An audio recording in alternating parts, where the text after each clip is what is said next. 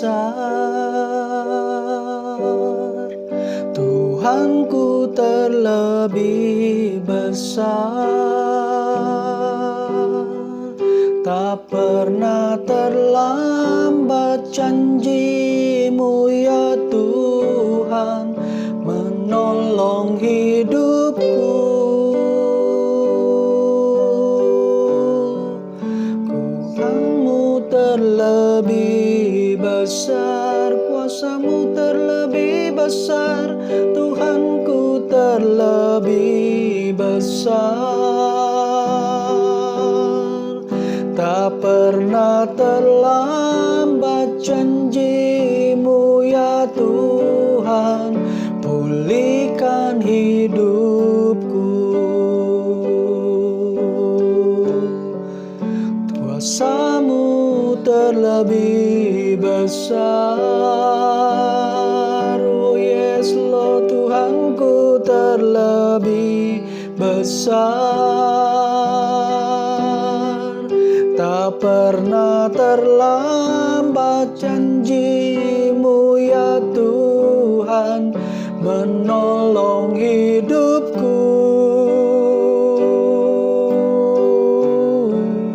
Kuasa-Mu terlebih besar, kuasa-Mu Tuhan, Tuhanku terlebih besar. Yes, tak pernah terlambat janji-Mu ya Tuhan, pulihkan hidupku. Tak pernah terlambat janji-Mu ya Tuhan, pulihkan hidupku.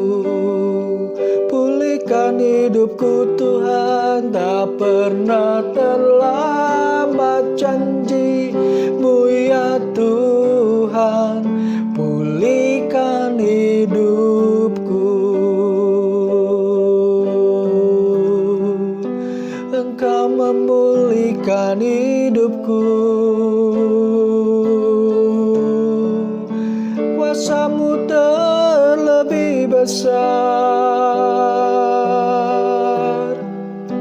Engkau lebih besar dari apapun juga, lebih besar dari masalahku. Shanda papa papa ralabaya shande, ya na na na na ralabaya rabara labara bara labara bara laba, shanda da da.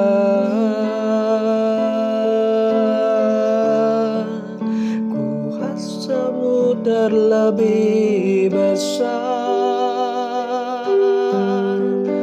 Tuhanku terlebih besar. Ini yang kami percayai Tuhan. Tak pernah terlambat janji-Mu ya Tuhan menolong hidupku. Kuasa-Mu terlebih besar, Tuhan kami lebih besar, lebih besar.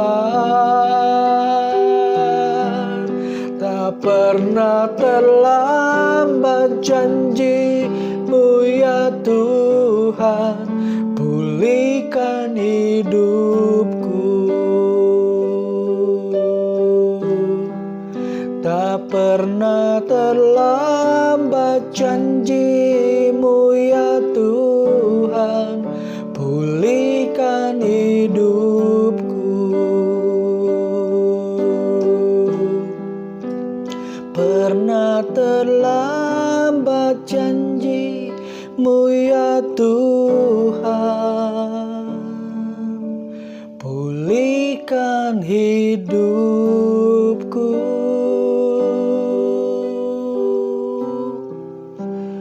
Engkau pulihkan hidup kami.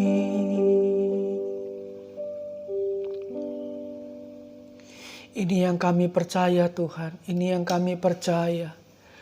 Kuasa-Mu lebih besar dari apapun juga Tuhan. Tuhan kami lebih besar dari apapun. Lebih besar dari masalah kami, lebih besar dari pergumulan kami, lebih besar dari problem kami Tuhan. Lebih besar dari kebutuhan kami. Karena itu Tuhan, janji-Mu tidak pernah terlambat menolong kami. Janji-Mu adalah ya dan amin. Janji-Mu itu yang memulihkan kami. Karena kuasa-Mu lebih besar. Karena Tuhan kami lebih besar. Engkau sanggup memulihkan hidup kami Tuhan. Terima kasih Bapa, terima kasih Tuhan, terima kasih. Dalam nama Tuhan Yesus. Haleluya, haleluya, haleluya. Amin, amin, amin. Shalom Bapak Ibu yang dikasihi Tuhan Yesus. Kembali kita akan bersama-sama untuk merenungkan akan firman-Nya. Topik kali ini berjudul We belong to God. Kita ini milik Tuhan. Bapak Ibu, kalau kita perhatikan pada setiap peternakan-peternakan, itu setiap hewan-hewan yang ada di peternakan itu pasti diberi tanda. Biasanya berupa cap atau stempel di paha hewan-hewan tersebut. Kalau hewannya besar. Kalau hewan-hewan yang dilepas biasanya ada tanda-tandanya Bapak Ibu. Nah, kenapa sih tujuannya hewan-hewan itu diberi tanda? Yaitu agar semua orang tahu kalau hewan-hewan itu ada yang punya. Dan jika ada yang berani macam-macam, maka harus berhadapan dengan sang pemilik. Bapak Ibu renungkan ini. Demikian pula kita akan umat tebusannya. Setiap kita umat tebusannya itu ada tanda kepemilikan Dia. Apa buktinya? Mari kita baca dalam Efesus 1 ayat yang ke-13. Efesus 1 ayat yang ke-13 berkata, di dalam Dia kamu juga karena kamu telah mendengar firman kebenaran, yaitu Injil keselamatanmu. Di dalam Dia kamu juga ketika kamu percaya dimeteraikan dengan Roh Kudus yang dijanjikannya itu. Bapak Ibu, Efesus 1 ayat 13 tadi dengan jelas berkata bahwa setiap orang percaya itu diberi tanda oleh Allah, yaitu sebuah meterai. Apa meterainya? Roh Kudus itu sendiri. Meterai inilah, Bapak Ibu renungkan ini. Meterai inilah yang sangat takuti oleh iblis. Sehingga dia tidak bisa sembarangan berurusan dengan orang yang ada meterai Roh Kudusnya. Sekali lagi, iblis tidak bisa sembarangan berhubungan dengan orang-orang yang ada meterai Roh Kudusnya. Bapak Ibu, Roma 8 ayat 39 menyatakan hal yang sama. Renungkan ini. Atau kuasa-kuasa, baik yang di atas maupun yang di bawah, ataupun sesuatu makhluk lain, tidak akan dapat memisahkan kita dari kasih Allah yang ada dalam Kristus Yesus, Tuhan kita. Dua ayat yang barusan kita baca dengan jelas menyatakan bahwa ada tudung perlindungan Tuhan dan pemeliharaannya atas kita. Oleh karenanya, waktu iblis mau menggocoh kita. Contoh, iblis ketika mau menggocoh Ayub, dia harus minta izin kepada Tuhan. Lalu mungkin Bapak Ibu bertanya, kenapa Tuhan izinkan? Tuhan izinkan iblis untuk menggocoh Ayub. Itu agar untuk membuktikan bahwa tuduhan iblis itu salah. Ayub tidak seperti yang dituduhkan iblis. Nah, renungkan ini Bapak Ibu. Sekalipun Tuhan izinkan iblis untuk menggocoh Ayub, perhatikan ini, tetap Tuhan jagain Ayub. Pertanyaannya kenapa seperti itu?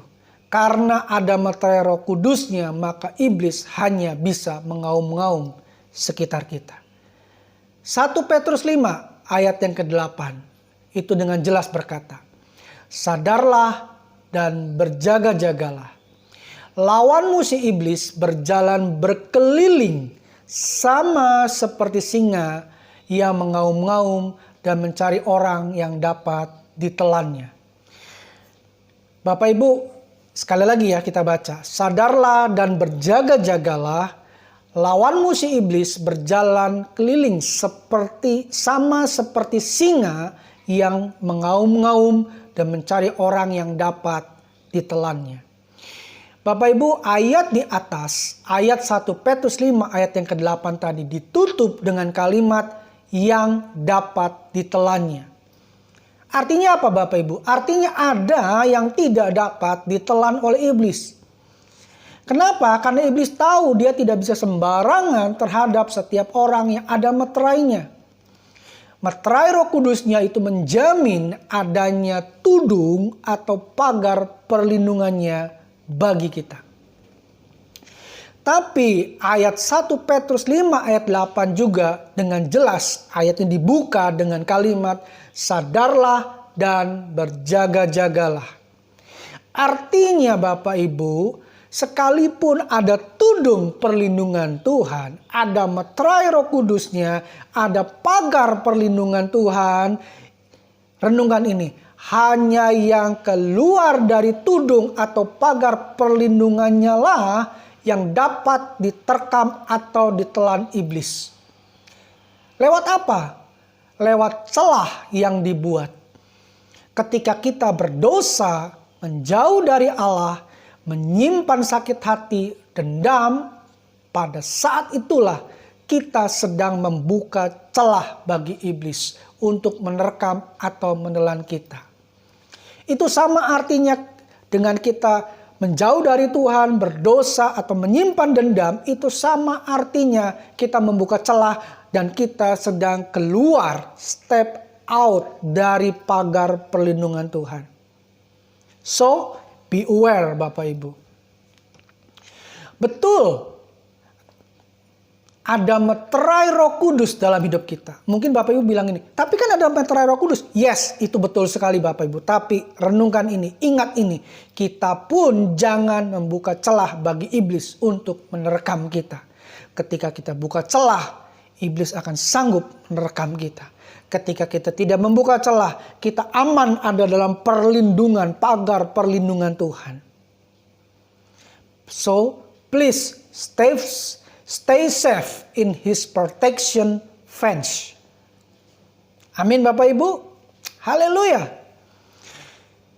Jadi Bapak Ibu, jika Tuhan sedemikian mengaku kita adalah miliknya, mungkinkah Dia akan biarkan kita menjalani hidup kita dengan kekuatan kita sendiri? Mungkinkah Dia tidak memelihara kita? Mungkinkah Dia meninggalkan kita? Ingat Roma 8 ayat 39 berkata tidak ada satupun kuasa atau makhluk yang dapat memisahkan kita dari kasih Tuhan. Artinya Tuhan begitu melindungi menjagai kita. Karenanya mari teguhkan hati kita untuk tetap mempercayai Dia di dalam setiap aspek hidup kita. Bapak Ibu, biarlah renungan singkat ini membuat kita menjadi berani untuk menjalani hari-hari kita karena ada tudung perlindungannya atas kita. Sampai bertemu lagi Bapak Ibu di topik yang lain. Tuhan Yesus memberkati kita semua. God bless you. Ini manaku.